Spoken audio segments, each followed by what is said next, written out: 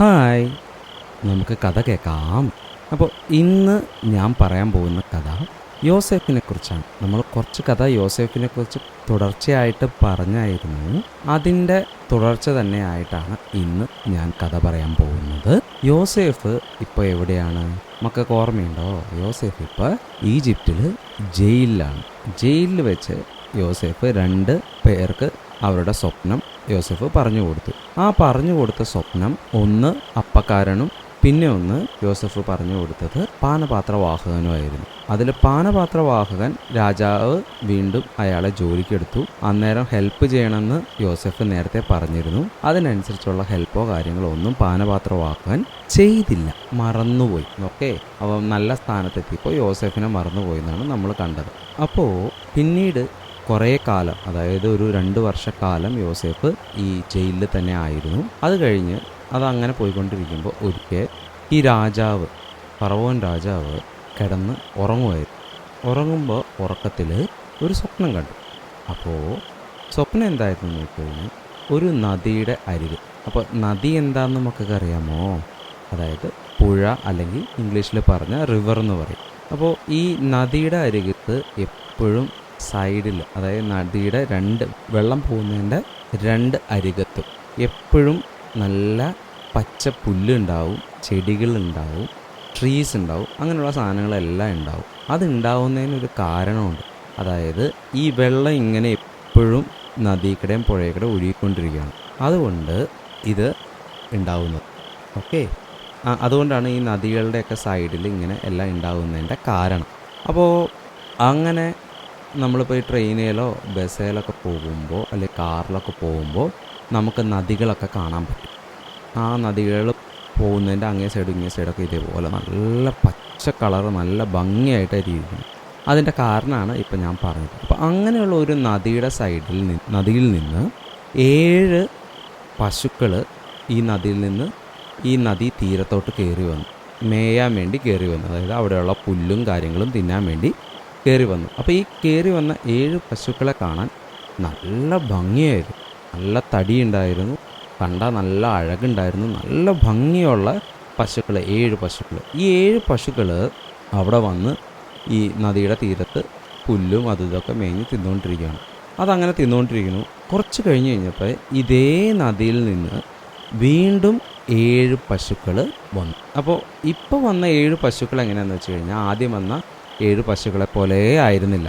അതായത് ഈ 7 പശുക്കൾ കാണാൻ വലിയ ഭംഗിയൊന്നും ഉണ്ടായിരുന്നില്ല, അവർക്ക് വലിയ തടിയോ കാര്യങ്ങളോ ഒന്നും ഉണ്ടായിരുന്നില്ല, ഒരു അഴകും ഇല്ലാത്ത പശുക്കൾ. അങ്ങനത്തെ 7 പശുക്കൾ കയറി വന്നു. എന്നിട്ട് ഈ 7 പശുക്കൾ, രണ്ടാമത് കയറി വന്ന കാണാൻ ഭംഗിയില്ലാത്ത 7 പശുക്കൾ എന്ത് ചെയ്തു എന്നറിയാമോ? ആദ്യം വന്ന കാണാൻ ഭംഗിയുള്ള നല്ല തടിയുള്ള പശുവിനെ, ഇപ്പോൾ വന്ന കാണാൻ കൊള്ളില്ലാത്ത പശുക്കൾ അതിനെ വിഴുങ്ങിക്കളഞ്ഞു. അയ്യോ, പശുവിനെ വേറൊരു പശു വിഴുങ്ങിനോ? മക്കൾ കണ്ടിട്ടുണ്ടോ അങ്ങനെ? സാധാരണ പശു പുല്ല്, നമ്മൾ വീട്ടിലൊക്കെ വളർത്തുന്ന പശുക്കളാണെങ്കിൽ കഞ്ഞിവെള്ളം, കാടി, അങ്ങനെയുള്ള സാധനങ്ങളൊക്കെയല്ലേ നമ്മൾ കൊടുക്കാറ്. ഇത് പുല്ല് തിന്നുകൊണ്ടിരുന്ന പശുക്കളെ 7 പശുക്കൾ വന്നിട്ട് വിഴുങ്ങിക്കളഞ്ഞു, അവരെ തിന്നു. അപ്പം അങ്ങനെ തിന്നുമോ? ഇത് കണ്ടിട്ട് ഫറവോൻ ഞെട്ടി എഴുന്നേറ്റു, ആ രാജാവ് ഞെട്ടി എഴുന്നേറ്റു. ഓക്കെ, ഞെട്ടി എഴുന്നേറ്റു എന്ന് മാത്രമല്ല, ഇതെന്താണെന്ന് ഈ രാജാവിന് മനസ്സിലായില്ല. നല്ല രാത്രിയായിരുന്നു. അത് കാരണം ആരോടും ചോദിക്കാൻ പറ്റാത്തതുകൊണ്ട് രാജാവ് പിന്നെയും കിടന്നുറങ്ങിയപ്പോൾ വീണ്ടും രാജാവ് അടുത്ത സ്വപ്നം കണ്ടു. അപ്പോൾ ഒരു തവണ പശുവിൻ്റെ ഒരു സ്വപ്നം കണ്ടു, വീണ്ടും അടുത്ത സ്വപ്നം കണ്ടു. അപ്പോൾ ഈ സ്വപ്നത്തിൽ എന്തായിരുന്നു എന്ന് വെച്ച് കഴിഞ്ഞാൽ, നമ്മൾ ഈ ചെടികളുടെയൊക്കെ തണ്ട് കാണുമല്ലോ. ഓക്കെ, അപ്പോൾ അങ്ങനെയുള്ള ഒരു തണ്ടിൽ നിന്ന് 7 നല്ല ഭംഗിയുള്ള കതിരുകൾ ഉണ്ടായി. ഓക്കെ, ഈ 7 നല്ല ഭംഗിയുള്ള കതിരുകൾ ഉണ്ടായി. കുറച്ച് കഴിഞ്ഞപ്പോൾ മെലിഞ്ഞതും കിഴക്കൻ കാറ്റ് കൊണ്ട് കരിഞ്ഞതുമായിട്ടുള്ള 7 കതിരുകളും പൊങ്ങി വന്നു. എന്നിട്ട് എന്ത് പറ്റിയെന്ന് വെച്ച് കഴിഞ്ഞ് കഴിഞ്ഞാൽ, ഈ രണ്ടാമത് കാണാൻ കൊള്ളില്ലാണ്ട് ഉണ്ടായ 7 കതിരുകൾ ആദ്യം കാണാൻ ഉണ്ടായ ഭംഗിയുള്ള 7 കതിരുകളെ വിഴുങ്ങിക്കളഞ്ഞു. അയ്യോ, ഇതും കൂടെ കണ്ടപ്പോൾ രാജാവിന് ഭയങ്കര ടെൻഷനായി. രാജാവിൻ്റെ ഉറക്കം പോയി. രാജാവ് എഴുന്നേറ്റു. ഞാൻ പശുവിനെ വെച്ചൊരു സ്വപ്നം കണ്ടു, പശുക്കൾ വേറെ പശുക്കളെ തിന്നണത് കണ്ടു. ഇപ്പം കതിരിനെ തിന്നണത് കാണും. അങ്ങനെ 2 സ്വപ്നം കണ്ടു. ഈ 2 സ്വപ്നത്തിൻ്റെ അർത്ഥം എന്താണെന്നുള്ളത് ഫറവോന് എങ്ങനെ ആലോചിച്ചിട്ടും ഒരെത്തുമില്ല, ഒരു പിടുത്തവുമില്ല. ആ അവസ്ഥയിലിരിക്കുകയാണ് ആര്? രാജാവ്. അപ്പോൾ രാജാവ് വേഗം ആ രാജ്യത്തുണ്ടായിരുന്ന മന്ത്രവാദികളെ, മജീഷ്യൻസിനെ, അങ്ങനെയുള്ള വലിയ വലിയ ആൾക്കാരെയൊക്കെ വിളിച്ചു കൂട്ടിയിട്ട് പറഞ്ഞു, ഞാൻ 2 സ്വപ്നം കണ്ടു. ഈ 2 സ്വപ്നത്തിൻ്റെ അർത്ഥം എനിക്ക് പറഞ്ഞു. ഇത് പറഞ്ഞു തരാണ്ട് പറ്റില്ല, കാരണം എനിക്ക് ഭയങ്കര വിഷമമാണ്, ഭയങ്കര ദുഃഖമാണ്. ഈ 2 സ്വപ്നത്തിൻ്റെ അർത്ഥം എനിക്ക് അറിയണമെന്ന് പറഞ്ഞു. എല്ലാവരും ഭയങ്കരമായിട്ട് പരിശ്രമിച്ചു. പക്ഷെ ആർക്കും അർത്ഥം പറയാൻ പറ്റിയില്ല.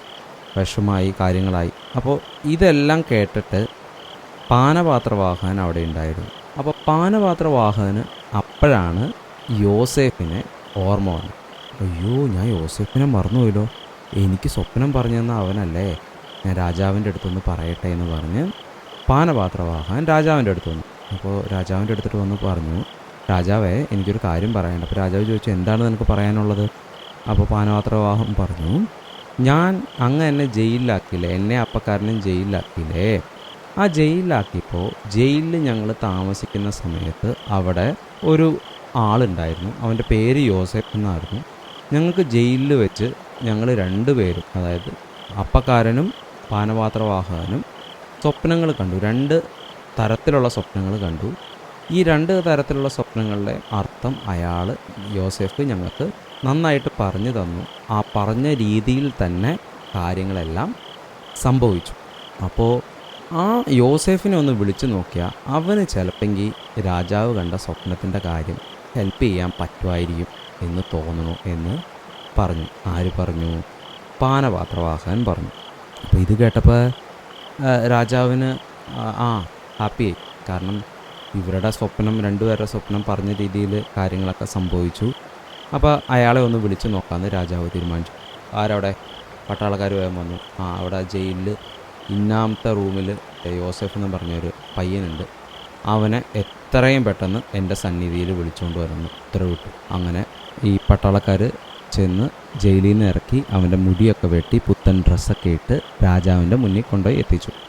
അപ്പോൾ രാജാവിൻ്റെ മുന്നിൽ കൊണ്ടുപോയി എത്തിച്ചപ്പോൾ രാജാവ് യോസേഫിൻ്റെ അടുത്ത് പറഞ്ഞു, ഞാൻ കുറച്ച് സ്വപ്നങ്ങളൊക്കെ കണ്ടു. അപ്പോൾ നീ ഇതിനു മുന്നേ കുറച്ച് പേർക്ക് സ്വപ്നങ്ങളൊക്കെ പറഞ്ഞു കൊടുത്തു, അതിൻ്റെ അർത്ഥമൊക്കെ പറഞ്ഞു കൊടുത്തു, അതെല്ലാം കറക്റ്റായിരുന്നു എന്ന് ഞാൻ കേട്ടു. അപ്പോൾ ഞാൻ കണ്ട സ്വപ്നത്തിനും നീ അർത്ഥം പറഞ്ഞു തരണം എന്നുള്ളത് രാജാവ് യോസേഫിൻ്റെ അടുത്ത് പറഞ്ഞു. യോസേഫ് പറഞ്ഞു, രാജാവെ, അർത്ഥം പറഞ്ഞത് ഞാനല്ല, ദൈവം എനിക്ക് കാണിച്ചു തന്ന അർത്ഥം ആണ് ഞാൻ പറഞ്ഞത്. എൻ്റെ സ്വന്തം കഴിവല്ല, ദൈവം കാണിച്ചു തന്ന അർത്ഥമാണ് ഞാൻ പറഞ്ഞത് എന്ന് പറഞ്ഞു. അപ്പോൾ അങ്ങനെ പറഞ്ഞിട്ട് പറഞ്ഞു, ദൈവമാണ് സ്വപ്നം വ്യാഖ്യാനിച്ച് തരുന്നത്, ഞാനത് ജസ്റ്റ് പറയുന്നേ ഉള്ളൂ. അപ്പോൾ യോസേഫ് എത്ര നന്നായിട്ടാണ് ഇവിടെ കാര്യങ്ങൾ പറയുന്നതെന്ന് നോക്കി. യോസേഫിന് വേണമെങ്കിൽ പറയാം, ഞാനാണ് അർത്ഥം പറയണത്, അത് എൻ്റെ സ്പെഷ്യൽ കഴിവാണ്, എനിക്ക് ഭയങ്കര സ്വപ്നത്തിൻ്റെ അർത്ഥങ്ങൾ പറയാൻ ഭയങ്കര കഴിവുണ്ട്, ഇതൊക്കെ വേണമെങ്കിൽ യോസേഫിന് രാജാവിൻ്റെ മുന്നിൽ പറയും. പക്ഷേ യോസേഫ് അവിടെ അങ്ങനെ ഒന്നും പറഞ്ഞില്ല. എൻ്റെ കഴിവും കൊണ്ടല്ല, ദൈവം തന്ന കഴിവും കൊണ്ടാണ് ഞാനിതെല്ലാം പറയണേ എന്ന് പറഞ്ഞു. അപ്പോൾ യോസേഫ് ഇങ്ങനെ പറഞ്ഞപ്പോൾ നമ്മുടെ ജീവിതത്തിൽ നമുക്കിങ്ങനത്തെ കഴിവുകളൊക്കെ, ചിലപ്പോൾ നമുക്ക് പാടാൻ കഴിവുണ്ടാവും, ചിലപ്പോൾ വരയ്ക്കാൻ കഴിവുണ്ടാവും, ചിലപ്പോൾ സംസാരിക്കാൻ കഴിവുണ്ടാവും, അങ്ങനെ ഓരോരോ കഴിവുകൾ നമുക്ക് ഉണ്ടാവും. അപ്പോൾ ആ കഴിവുകളെല്ലാം നമുക്ക് ദൈവം തരുന്നതാണ്. ഓക്കെ, അതിൽ ഒരിക്കലും നമ്മൾ അഹങ്കരിക്കരുത്.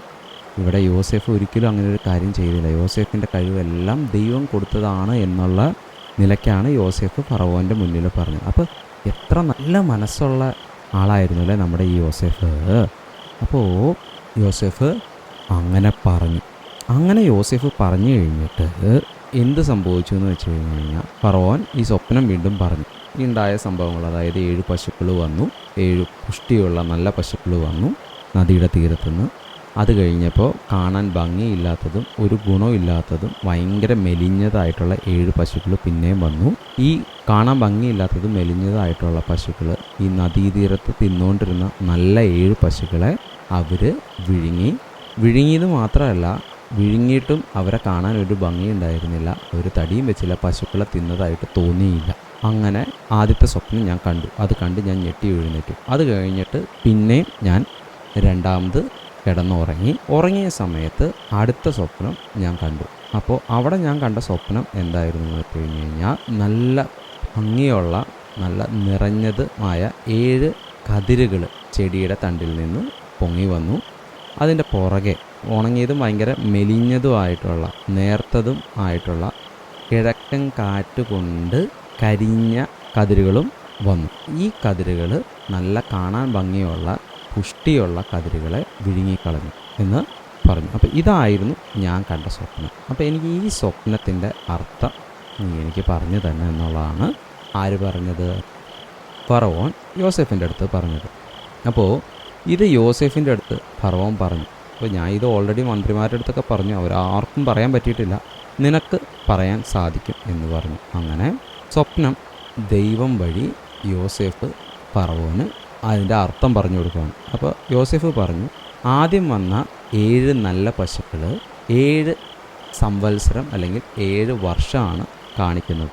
ഓക്കെ, ഈ 7 വർഷവും നല്ല സമൃദ്ധിയായിട്ട് ആണ് കാണിക്കുന്നത്. അത് തന്നെയാണ് മറ്റേ രണ്ടാമത് വന്ന സ്വപ്നത്തിലും 7 കതിരുകൾ, അതും 7 പശുക്കളും നല്ല കാണാൻ ഭംഗിയുള്ള 7 പശുക്കളും നല്ല കാണാൻ ഭംഗിയുള്ള നല്ല 7 കതിരുകളും 7 വർഷമാണ് കാണിക്കുന്നത്. അവയുടെ പുറകിൽ വന്ന 7 മെലിഞ്ഞ് കാണാൻ ഭംഗിയില്ലാത്ത പശുക്കളും ഉണങ്ങിപ്പോയ കതിരുകളും പിന്നീട് കടന്നു വരാൻ പോകുന്ന ആ രാജ്യത്ത് കടന്നു വരാൻ പോകുന്ന ക്ഷാമത്തെക്കുറിച്ചാണ് കാണിക്കുന്നത്.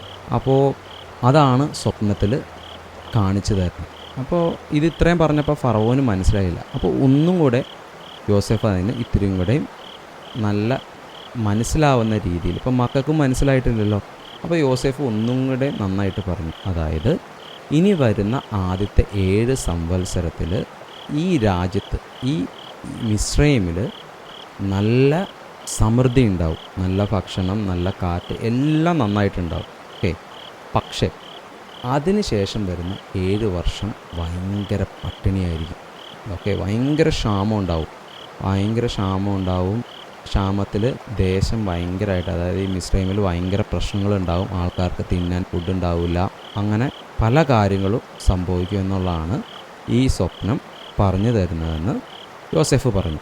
അപ്പോൾ ആദ്യത്തെ 7 പശുക്കൾ വന്ന് പിന്നെ 7 പശുക്കൾ വരുമ്പോൾ നല്ല സമൃദ്ധി ഉണ്ടായി, പിന്നെ ക്ഷാമം ഉണ്ടാവും. വീണ്ടും ആ കതിരിൻ്റെ സ്വപ്നം രണ്ടാമത്തെ സ്വപ്നത്തിലും വീണ്ടും നന്നായിട്ട് കുറച്ച് കാലം ഉണ്ടാവും, നന്നായിട്ട് ക്ഷാമം വരും. അപ്പോൾ ചുരുക്കി പറഞ്ഞാൽ വലിയ രീതിയിൽ ഒരു ക്ഷാമം ആ പ്രദേശത്ത് വരാൻ പോവാണ് എന്നുള്ളതാണ് സ്വപ്നത്തിൽ കണ്ടത് എന്ന് യോസേഫ് ദൈവം പറഞ്ഞ പ്രകാരം അർത്ഥം സ്വപ്നത്തിന് ഫറവോന് പറഞ്ഞു കൊടുത്തു. ഇത് കേട്ടപ്പോൾ ഫറവോന് ഭയങ്കര ഇതായി, അയ്യോ ഇനിയിപ്പോൾ എന്താ ചെയ്യുക, ഇങ്ങനെ കാര്യങ്ങൾ സംഭവിക്കും. ഇപ്പോൾ മക്കൾക്ക് ക്ഷാമം എന്താണെന്നുള്ളത് ഇപ്പോഴും മനസ്സിലായിട്ടില്ലല്ലോ. ക്ഷാമം എന്ന് പറഞ്ഞു കഴിഞ്ഞാൽ, ഇപ്പോൾ നമ്മുടെ വീട്ടിലെല്ലാം അടുക്കളയിൽ ഫുഡും കാര്യങ്ങളൊക്കെ ഉണ്ട്, ഭക്ഷണങ്ങളുണ്ട്, അരി സാധനങ്ങളൊക്കെ ഉണ്ട്. അപ്പോൾ അമ്മ അതൊക്കെ മേടിച്ച് വെച്ച് നമ്മൾക്ക് അത് വെച്ച് നമ്മൾ ഉണ്ടാക്കി കാര്യങ്ങളെല്ലാം കഴിക്കും. അപ്പോൾ ക്ഷാമം വന്നു കഴിഞ്ഞ് കഴിഞ്ഞാൽ എന്ത് പറ്റുമെന്ന് വെച്ച് കഴിഞ്ഞാൽ ഇതൊന്നും നമുക്ക് കിട്ടില്ല. അരി സാധനങ്ങളൊന്നും തിന്നാനും മേടിക്കാനും കടയിലൊന്നും കിട്ടില്ല, ഒന്നും ഇല്ലാത്ത അവസ്ഥ. അങ്ങനെ വന്നു കഴിഞ്ഞ് കഴിഞ്ഞാൽ ആൾക്കാർ മരിക്കും, തിന്നാൻ ഭക്ഷണമില്ല, കുടിക്കാൻ വെള്ളമില്ല, ഇങ്ങനെയുള്ള പ്രശ്നങ്ങളെല്ലാം ഉണ്ടാവും. ഓക്കെ, അപ്പോൾ ക്ഷാമം വരുമ്പോൾ ആൾക്കാർക്ക് സമൃദ്ധി ഉണ്ടാവില്ല, തിന്നാനില്ല, കുടിക്കാനില്ല, ഭയങ്കര പ്രശ്നങ്ങളാവും. ഓക്കെ, അപ്പോൾ ഇങ്ങനെയുള്ള വലിയ പ്രശ്നത്തിൽക്കൂടെ ഈ രാജ്യം കടന്നു പോവുക എന്നാണ് ആ സ്വപ്നം പറയുന്നതെന്ന് യോസേഫ് രാജാവിന് പറഞ്ഞു കൊടുത്തത്. അപ്പോൾ രാജാവ് ഇത് കേട്ടപ്പോൾ ഭയങ്കരമായിട്ട് ഞെട്ടി. ഇനി എന്ത് ചെയ്യും? അപ്പോൾ ഈ അർത്ഥം കേട്ടിട്ട് രാജാവ് കുറച്ച് കാര്യങ്ങൾ ചെയ്തു. അതെന്താണെന്ന് നമുക്ക് അടുത്ത ദിവസത്തെ കഥയിൽ കേൾക്കാം. അപ്പോൾ പറഞ്ഞു വരുന്നത്, യോസേഫ് പറഞ്ഞ ഈ അർത്ഥം യോസേഫിൻ്റെ കഴിവ് കൊണ്ട് പറഞ്ഞതല്ല, അത് ദൈവം യോസേഫിന് കാണിച്ചു കൊടുത്തതാണ്, ദൈവം പറഞ്ഞു കൊടുത്തതാണ്. അപ്പോൾ അതുപോലെ നമ്മുടെ ജീവിതത്തിലും നമുക്ക് കിട്ടിയിരിക്കുന്ന കഴിവുകൾ നമ്മുടെ ദൈവം തന്നതാണ് എന്ന് മനസ്സിലാക്കി വേണം ദൈവത്തോട് നന്ദിയുള്ളവരായിട്ട് നമ്മൾ ജീവിക്കണം. അപ്പയോടും അമ്മയോടും നന്ദി നമ്മൾ കൊടുക്കും പോലെ ദൈവത്തിനും എന്നും നന്ദി പറയണം. ദൈവമേ എനിക്ക് പാടാൻ കഴിവ് തന്നതിന് നന്ദി, ദൈവമേ എനിക്ക് കഥ പറയാൻ കഴിവ് തന്നതിന് നന്ദി, ദൈവമേ എനിക്ക് വരയ്ക്കാൻ കഴിവ് തന്നതിന് നന്ദി, ദൈവമേ എനിക്ക് സംസാരിക്കാൻ കഴിവ് തന്നതിന് നന്ദി. അപ്പോൾ അങ്ങനെ എല്ലാ കാര്യത്തിനും നമ്മൾ ദൈവത്തിന് നന്ദി പറയണം. അപ്പോൾ അതായിരുന്നു ഇന്നത്തെ കഥ. ഓക്കെ, അടുത്ത ദിവസം യോസേഫിൻ്റെ ഈ കഥയുടെ അടുത്ത ഭാഗം നമുക്ക് കേൾക്കാം. Good night, sweet dream, by.